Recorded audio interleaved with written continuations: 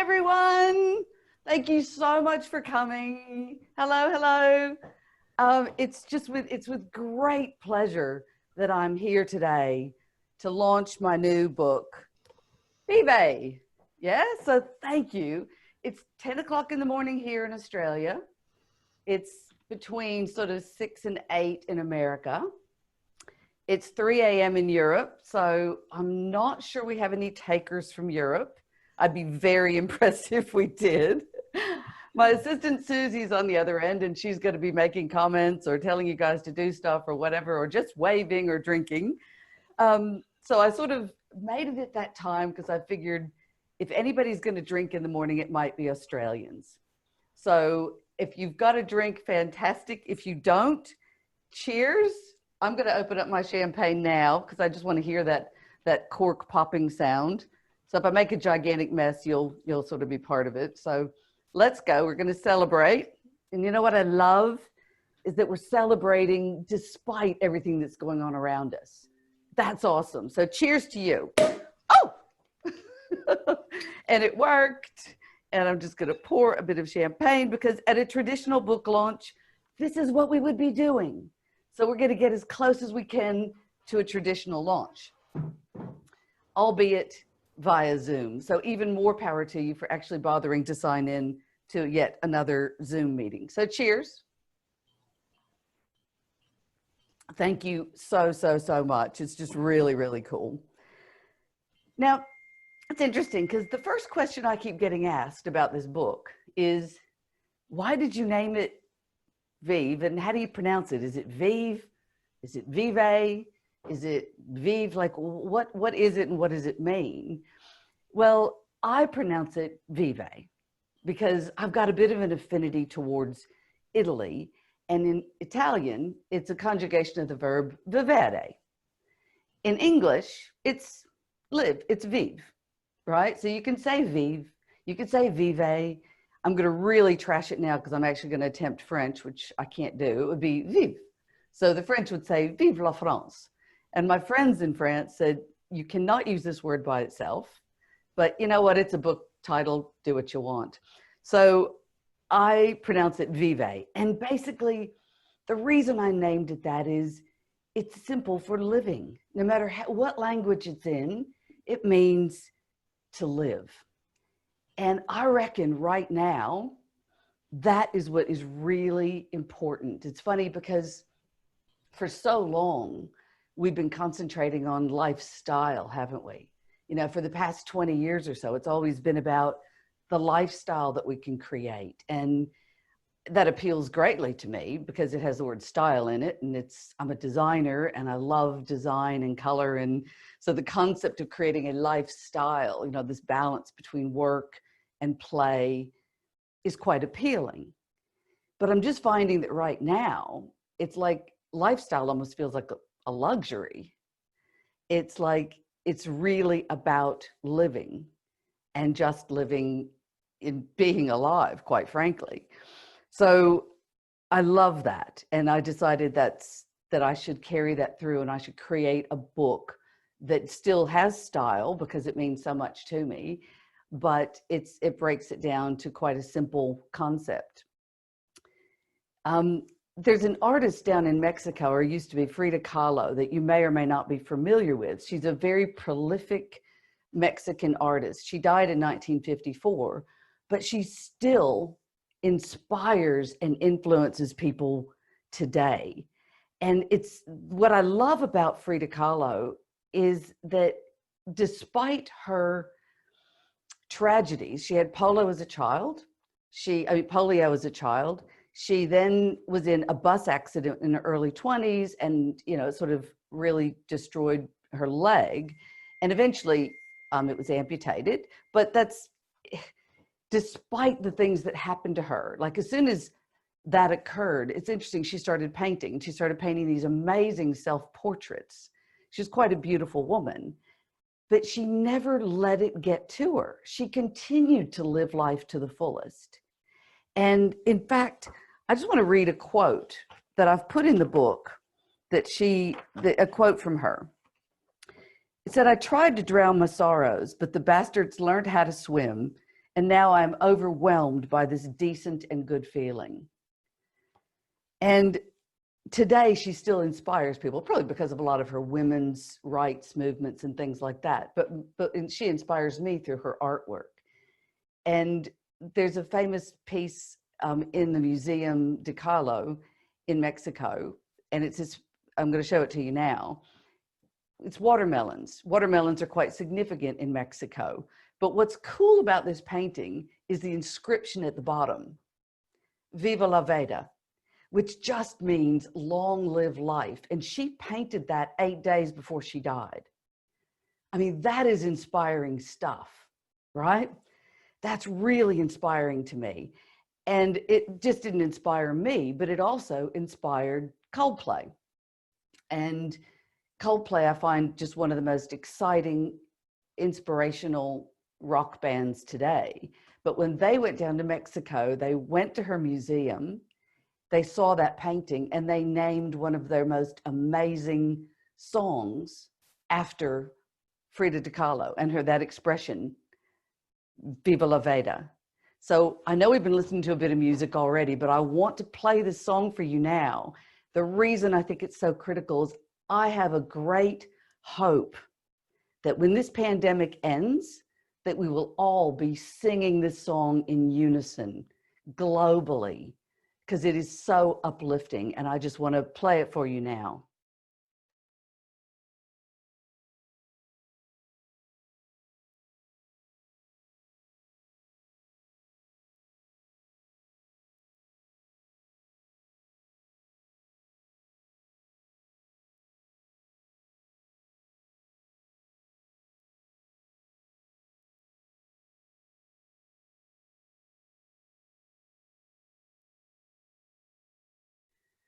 So, like I said, my great hope, I just love the idea of seeing the whole world in various stadiums. Brings me back to I watched Bohemian Rhapsody again last night. Again, something that's just ridiculously inspiring, and that scene at Wembley Stadium. I mean, it's so sad that we're not with each other right now, but we will be again. We will be in groups of people again, singing and partying and living it up. I'm completely convinced. I'm not buying into the new norm, right? I know we're going to get there again. So that's another story. But I reckon right now, more than ever in these crazy times, that's what it comes down to, guys, is just living your life, man, just getting out there and living it.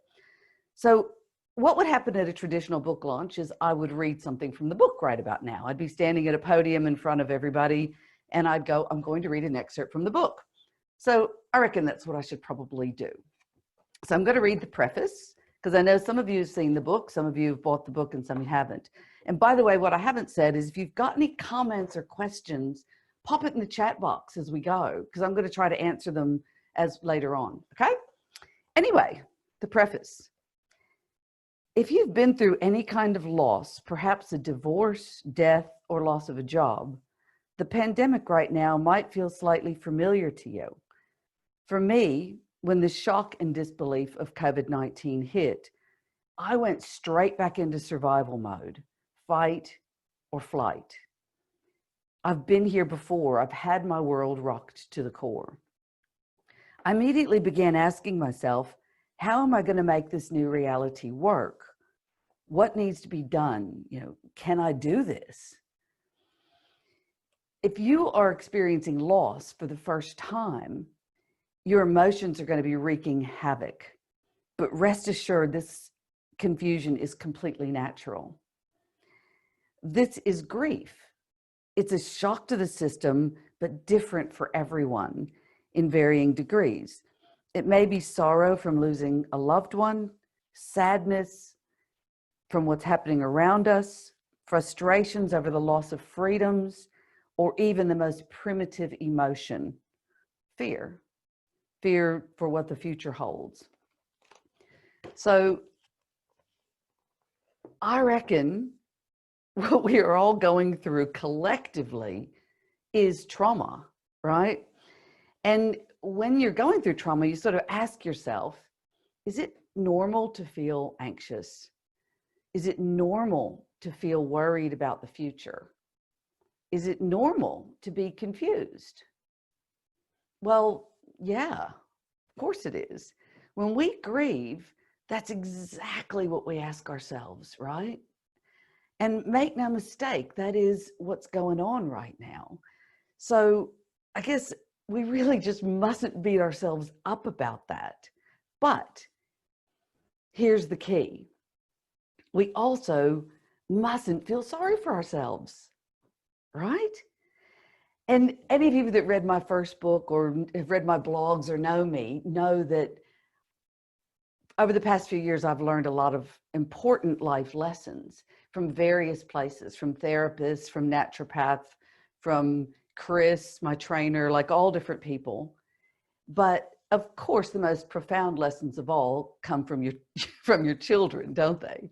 And when the pandemic hit, Tate said to me, and I was kind of flipping out and trying to work it all out and kind of worried about having to be home.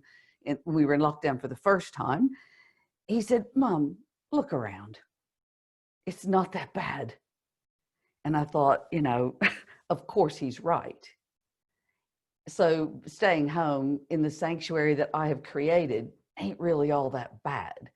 So, but that kid has never felt sorry for himself a day in his life, which continues to just blow my mind. So the good news is, yeah, we are collectively going through what I'll call this sort of global grieving process. But the amazing thing is we're going to recover together. So we keep saying we're all in this together. And I guess there's a bit of truth in that as we try to help each other. But for the most part, we will recover together. And just imagine how that is going to feel. That is so cool. And you know what? The people that are with you right now in that room with you, if you can have people with you, they're the ones that are going to help you. Or the people that you wish were in that room with you right now, right? We're going to help each other and we're going to get there. I'm absolutely sure of it.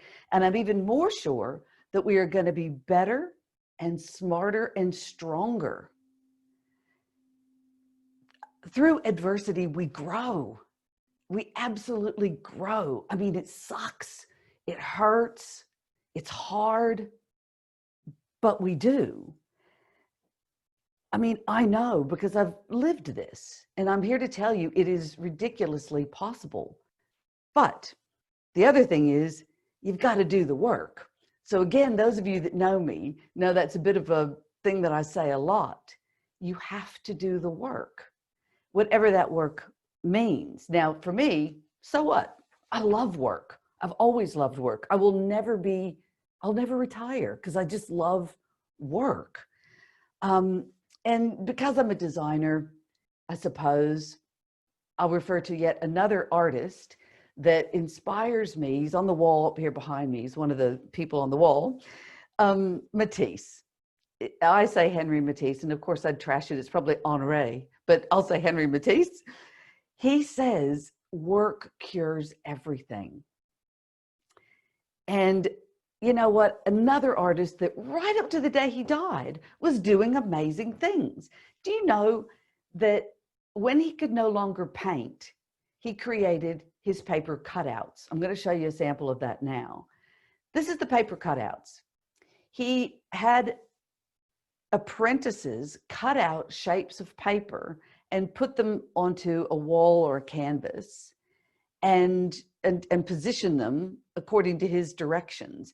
And I have to say some of his paper cutouts are some of my favorite work and arguably some of his best work. Isn't that inspiring? So if you can take something, don't take it from me, take it from him. Work cures everything. So I know we're all at different life stages. Some people are retired. Some people are here that are at the height of their career. Some have been laid off. We're all in different stages, but you know what? We've got to find productivity. Productivity is king. Even one of my therapists said to me when I was trying to sort of pull myself back up, Debbie, there's something to be said for productivity. And I've never forgotten that because I agree. I mean, Denise is down there in Florida, living on her own, like renovating her house. Fantastic, doing all kinds of amazing things. My nephew just took off across America and did Route 66 by himself and learned enormous things about this America in the process, right? That's productive. Everybody's doing stuff. My mom has just taken up singing. Fantastic. Like, this stuff keeps you going, you know? But it's interesting because when we talk about grief, we or think about it, the furthest thing from your mind is work. You sort of think, you envision yourself just kind of being under the covers, being depressed and all that sort of stuff. Well, I don't think so. And I also kind of just don't buy into another aspect that we're taught about grief, which is denial, anger, bargaining, depression, acceptance. That model was written by Elizabeth Kubler-Ross many, many years ago, and hence added to by David Kessler. And there's nothing wrong with that model, except for the fact that she was working with terminally ill patients at the time. So I don't know, that may have been their perspective, but I don't know if that's appropriate for today. For today, I reckon it's different. I like to think of it more like, instead of these sort of sad to sadder stages, more like growth phases. And that is what I've written in this book. It's not that I just completely disagree with that, but I just don't think when you're down or you've suffered something traumatic that it's in nice, neat little boxes that you can go, oh, tick, I've moved on to anger. Oh, off anger now, and now I'm bargaining. Nah, I just kind of don't agree with that. I think that you can grow heaps in the process.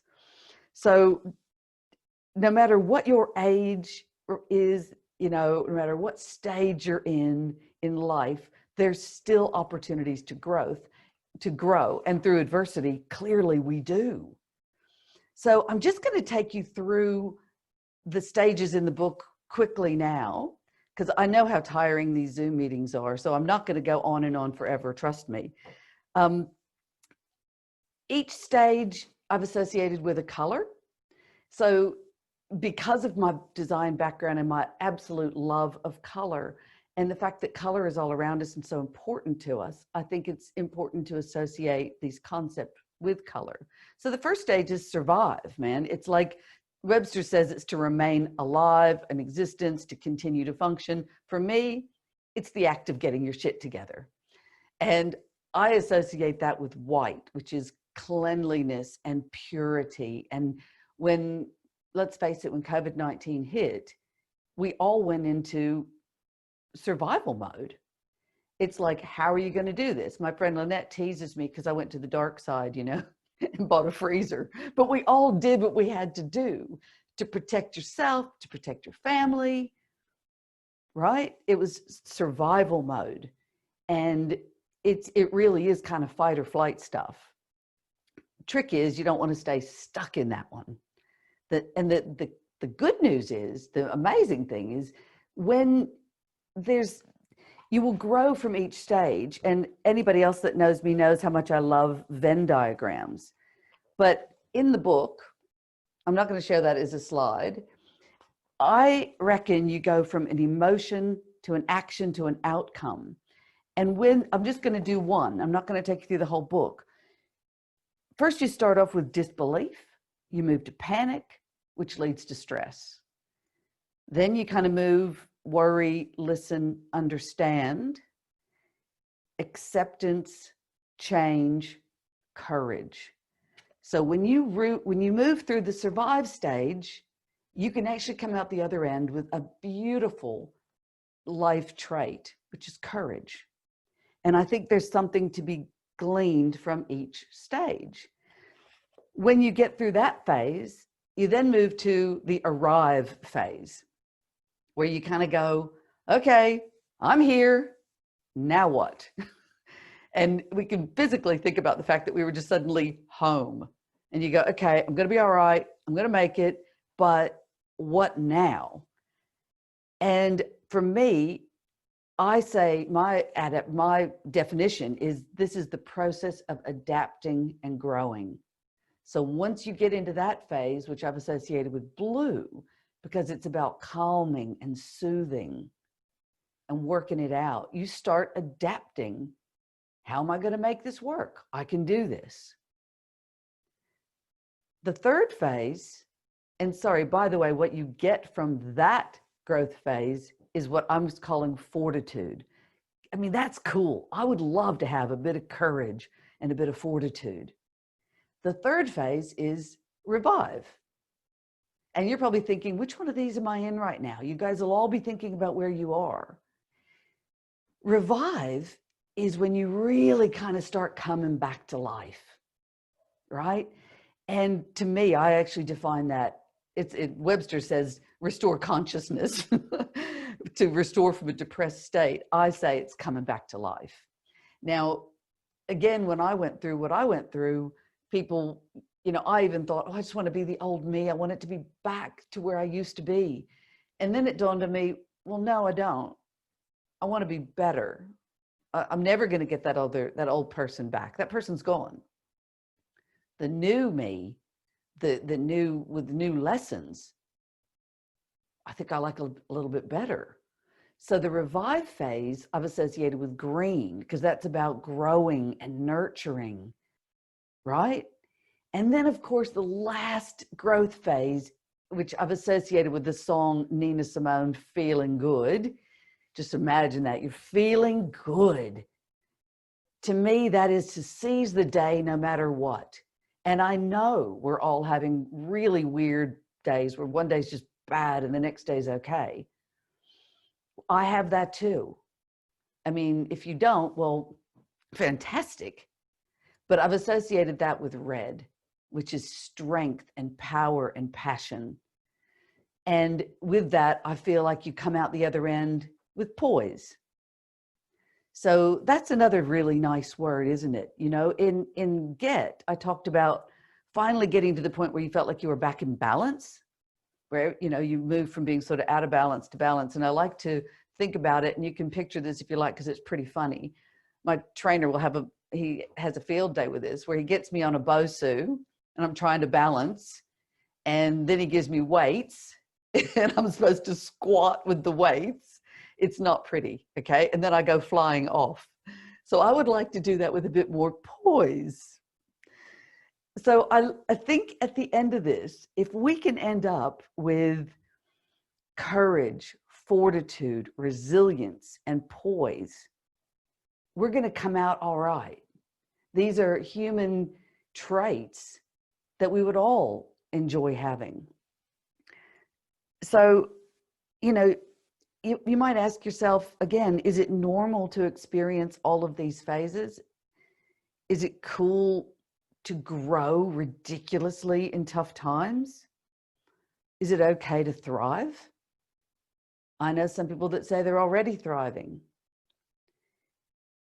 I say yes. And if you are thriving, then you have a job to do. Your job is to go help others, because not everybody is. Yeah? I mean, if you are, that is great. If you're not, help other people. I mean, find the help. So find the help from the people that are out there that can help you. Or me, if I can help you, fantastic. This is what I am absolutely passionate about these days. It's where my focus is. It's where my heart is. It's where everything I do is. I now mentor people. I'm speaking, I'm blogging, I'm starting in 2 weeks' time a series of podcasts, because people have asked me to do that. So I'm doing podcasts, and I have a webinar series coming up. So if I'm that person, great. If not, find the right person, but I hope I can be. So I've lived this stuff, I get it, and I know how to move forward. So what I'd like you to do now, like I've talked about the book. The book is about going through these 4 growth phases. So they're for people that are grieving, they're for people that have gone through trauma, they're for just anybody that wants to grow, really. That's why I wrote it. And you'll notice too, I want to say this, I deliberately included beautiful images of nature. I deliberately included lyrics from songs and color. The reason for that is these are the things that no disease, no government, no anything can take from us. We've always got those things, so we need to rely on them because they make us feel good. do you remember, one more thing, in the Shawshank Redemption, when Andy Dufresne gets the record player, right? He's developing a library. So he gets this record player and he's playing The Marriage of Figaro, the opera. And he plays it so all the prisoners can hear it out in the ground. And of course the warden comes and tries to make him stop, and instead he locks the door and turns it up, right? He then gets punished and sent to the hole, as we know. And when he comes out, they're saying, hey, how was it down there? And he goes, yeah, it was all right. He goes, because I had Mr. Mozart with me. And they said, one of the guys said, what, they let you take that record player? And he goes, no, I had him here and here. Like, haven't you ever felt that way about music? And I just feel like if we can, when you go through the book, listen to the song, grab your phone, get on YouTube, listen to it, or hear it in your heart if you already know it. Because I think music and color and nature are what's going to really help us. So that's enough from me. I feel like I could just go on and on, even though I'm like talking to a camera. I now want to see everybody. I think I highly suggest you put it on gallery view. There might be some people there that you know. I'd please put some questions in the chat box or comments, anything you want to say. I'm going to try to answer some of the questions. I'm going to put on some more music because you know how much I love it. And Susie is going to tell us later, or we're going to actually pick a couple of names that will out of the hat for a free session with my new webinar. So I'm going to put on some music now. Let's go into gallery view, have a drink, and keep going.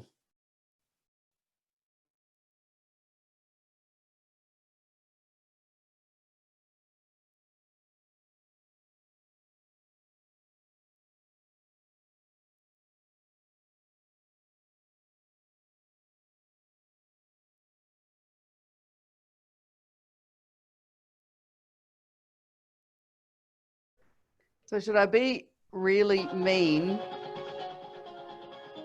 Should I be really mean and like take my laptop into Tate's room and go, hey, honey? He was like, no, it's cool. So he's hiding in his room right now. Not. That would be evil mum move. that would be far too mean.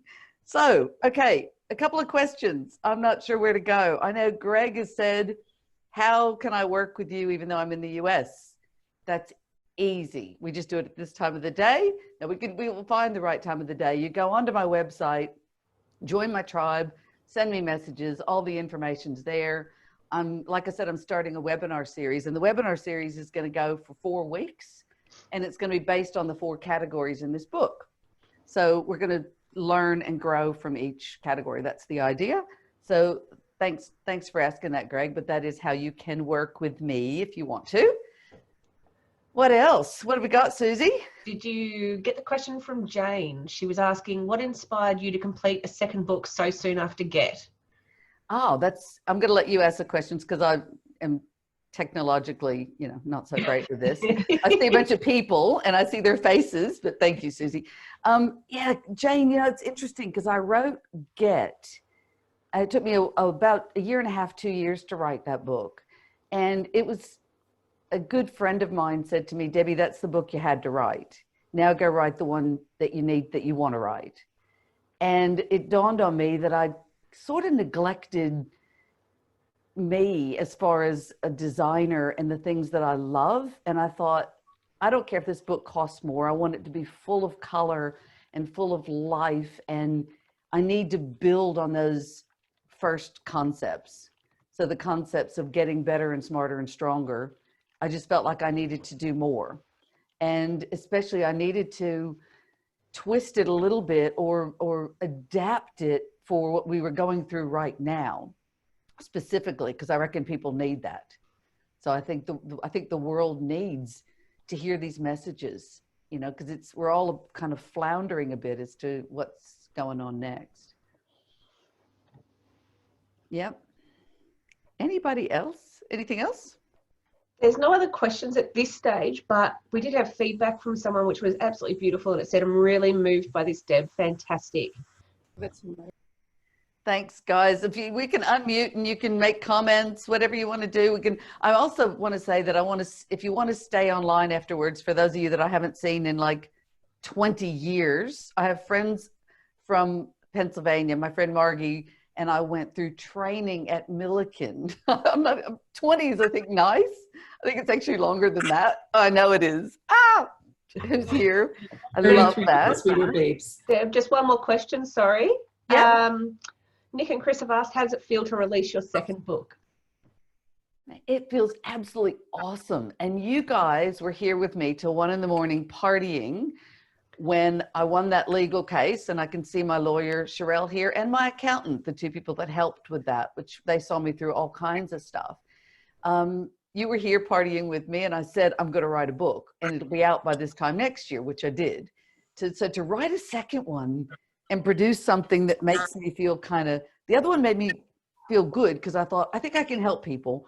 This one makes me feel really happy. Like, I really think I want people to take this book and, like crawl in bed and like feel good reading it.